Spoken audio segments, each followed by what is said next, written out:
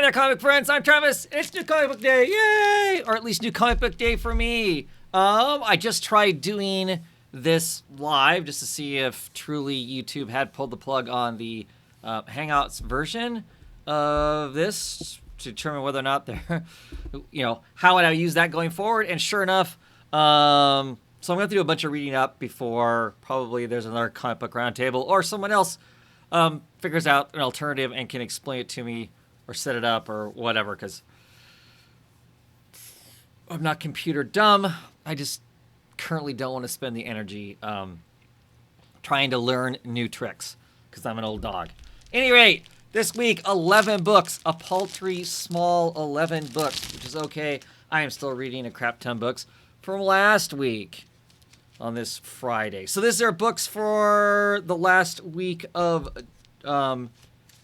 July 31st, 2019. So right off the bat, we have Paper Girls, issue number 30, the final issue of Paper Girls, this very excellent run of comics.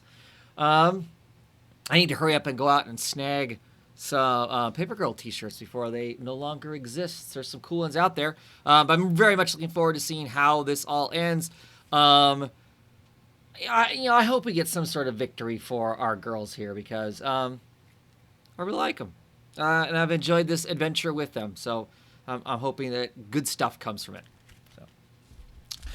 Next up we have, this is The Powers of X. I did read the House of X last week. I have read it. Not nearly as excited as everybody else who read the X-Men stuff was. There's some interesting there, and I think there's a ton of problematic stuff for me being a early mid-'80s X-Men reader, and what the X-Men stood for, what Charles Xavier's plan was for the X-Men, and how they were going to interact and be part of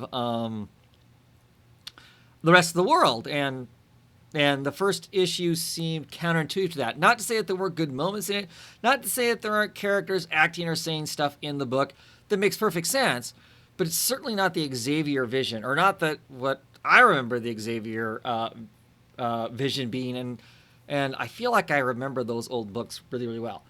But clearly things need to move forward, and that's cool. It just, I'm hoping that with this whole story we get answers to why on some of those cases. So I am looking forward to reading this. But there was people in that first book that I'm not sure. I feel like I'm supposed to know who they are, and I have no idea. So we'll see. I'm not like super pumped for X-Men, thinking that I'm going to go buy a bunch of X-Men books at this point. As a matter of fact, a whole bunch of other X-Men books have been announced, and I kind of thought we were just going to have a core X-Men book. Doesn't feel like that now. We'll see. We'll see as I read the solicits. I'm just not sure. At any rate, Mumbo Punk issue number 4 of, I want to say 5. This has been fun. It's kind of a Constantine Hellblazer book outside of Constantine Hellblazer. A little more magic slinging than what that original book had, but it has a lot of the good vibe of that, written by Cullen Bunn, Adam Gorham on art. So it's been some good stuff. We'll see what happens as she goes to rescue her Loa and pretty much the rest of large portion of the Voodoo Pantheon. Yes, look what's back. Ice Cream Man. This is issue number 13. This is a Wes Craig variant cover. Guy who does Deadly Class. With it, the melting ice cream cone there, and the sprinkles are little people falling off the ice cream. Yeah, super excited about this. Not sure where it's going to go for this point, but definitely looking forward to, as always, reading it. Next up is Test, issue number 2. Love that cover. So this is a vault book? I want to say it's a vault book.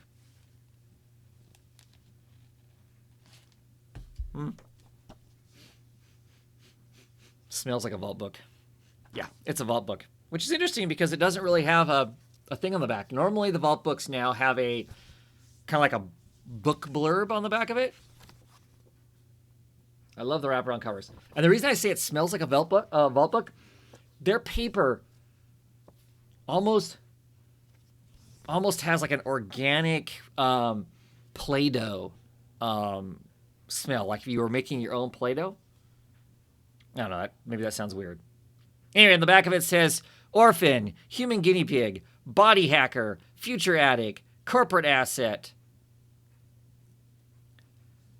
Alpha Null. Alpha Null is the name of the character here, who there's his brain going all crazy, growing stuff and whatnot. Looks like plant life almost, but he's got a pair of scissors there that he will hack in and do whatever. I really thought the first issue was intriguing. It's about a character who has basically signed up for every non-disclosure medical treatment thing in life that he possibly can. He has so he's altered his body in a lot of ways. He's done his own alterations. Some of the alterations that have happened on him clearly are government experimental on the sci-fi side. Sometimes he's not even sure who he is. He is looking for a town. He thought maybe he had found it, maybe he hasn't. This town that doesn't really exist, that there's all this other alterations going on. It seems that a government entity is after him to retrieve. He's like their product. I mean, he's sold away so much of himself to testing that now they're after him. Or maybe he's just crazy, and maybe none of this is really happening because he's pretty intense. I really liked the first issue. It was very intriguing, very strange, and had an air of, for me anyway, of body horror, because I just can't imagine altering myself as much as this guy has.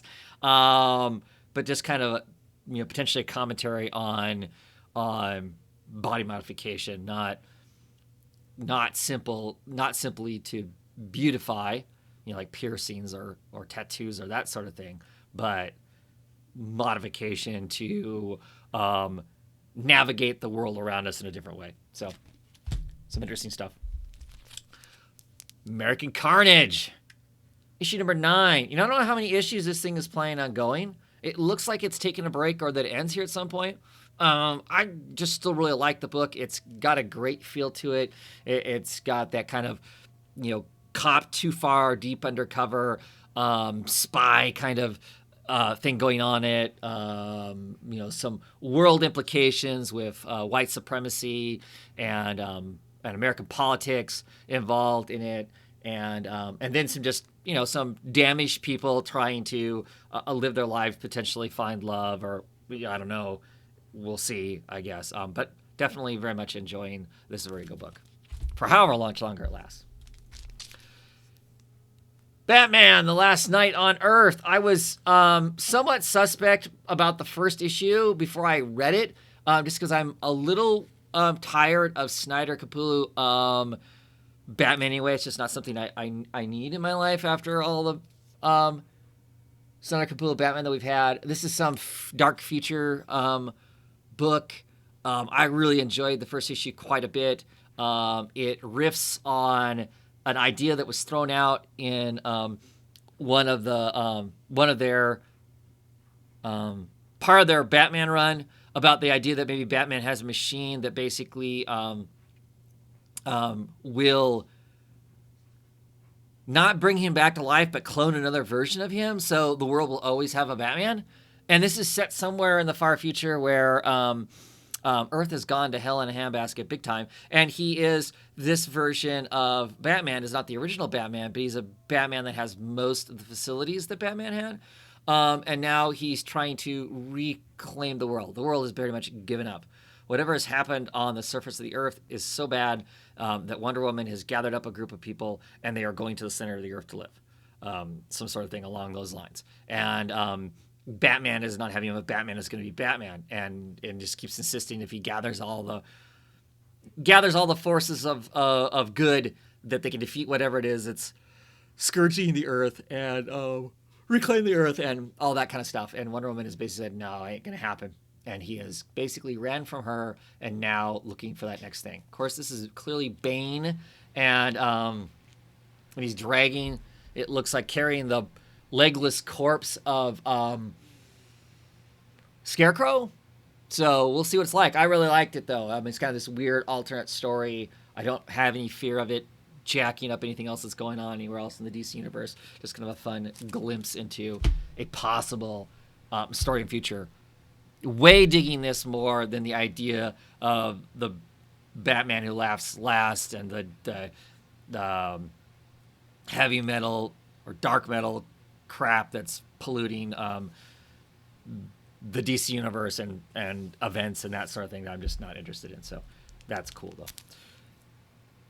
Justice League Dark, annual number 1. Obviously, that's a Riley Rosmo cover. Yep, Riley Rosmo cover there. Justice League Dark has been nothing but fun. I don't know what this... no idea what this annual will have in it. Does it tie into the rest of the stuff, or is it going to be its own story? So it says that Tinian the Fourth, V, which also is a writer. I think V is Savage Lands and stuff like that from Vault. I think he's done like a one issue of Catwoman also. March, I'm assuming, is Gilliam March doing the art on the thing. So I'm looking forward to checking this out, seeing if this is its own story or if it's going to pivot right into the main story enough to where you really wish you'd read this. So yeah, so it's saying that the story's by James Tynion the Fourth and Ram V, and then Ram V does the dialogue, and it is Gilliam March on art, which I'm super excited about because I miss having Gilliam around on art. He has his own style, and I like it. I like colors are okay in here. There's a guy named Toomey, I think his last name is Toomey, who used to color a lot of Gilliam March's stuff for a long time. He was like, if it was Gilliam March was doing it, 100% it was going to be colored by them. And I really, really like that. That's a good combination. I think he's coloring somebody else. He's working for, like, he colors somebody else DC-wise. So, we'll see. I can't remember who else it is. Oh, that's interesting. There is a Wildcats ad, and the first 3 issues of Wildcat have been canceled and are going to be resolicited. Sounds like that the artist that's on the book is not hitting the deadlines, and they're having to work something else out or whatever. So they're not going to start releasing it and then have massive delays and whatnot. So, but it is coming. It's kind of nice they're doing that, though, to make sure they have it all ready and all in place. I kind of wish they would do that with more of those books, just when they haven't started yet. Anyway, new number 1. The Knight's Temporal. I largely picked this up because it sounded like time traveling knights written by Colin Bunn. So I thought I would give it a try. I'm not 100% sure that I remember to order issues after number 1. This is from Aftershocks Comics. I believe if you've read any Aftershocks Comics, there have been ads in the back for this book. The artist, Fran Gallen. No idea. Wrong Place, Wrong Time is the title of the first issue. Looks very dark to start out with. But if it's in the Dark Ages, that would make a certain amount of sense, right? And then somehow we end up in current times, it looks like. Oh, no. We've got some current time stuff going on, and we still have the stuff from the Antelope Park going on. So I'll be curious to see. I usually try most of Colin Bunn's stuff out. I do enjoy a lot of stuff. Not all of it. It's not perfect by any means, but some of it I really dig. And I wouldn't know unless I try it. So I'm going to try it, see what it's like. Next up, I have another Colin Bunn book. This is actually Colin Bunn, Brian Hurt, and Tyler Crook on Black Manor. This is a 4-issue horror series. I think that Bunn and Hurt write, and Crook is doing the art on the inside. I think they all are telling the story, though. I'm actually not 100% sure who has art duties, or if it's a mix of people have the art duties. So we'll see. I mean, obviously, looking at this really quickly, I would say that it's Tyler Crook. Okay, so written by Bunn and Hurt. Six Gun People. And then art by Tyler Cook. And I got the standard cover because I like the Tyler Cook covers, because I like Tyler Cook art for this sort of stuff.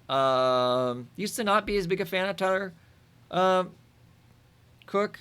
He did some art for BPRD that I wasn't so excited by. I didn't care for the noses and whatnot, but I am looking forward to checking this out. It's 4 issues. I'm not committed to anything too grand with it. See what's going on in the Manor Black.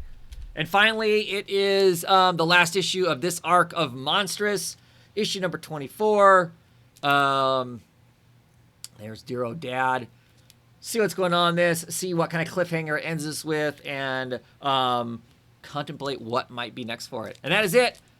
Not very many books. At any rate, have a great one, and I'll be around whenever I'm around. I have no idea what that means or what that's going to look like. But hopefully I'll jump into some more videos if the Comic Book Roundtable is truly not going to function anymore. Anyway, until next time.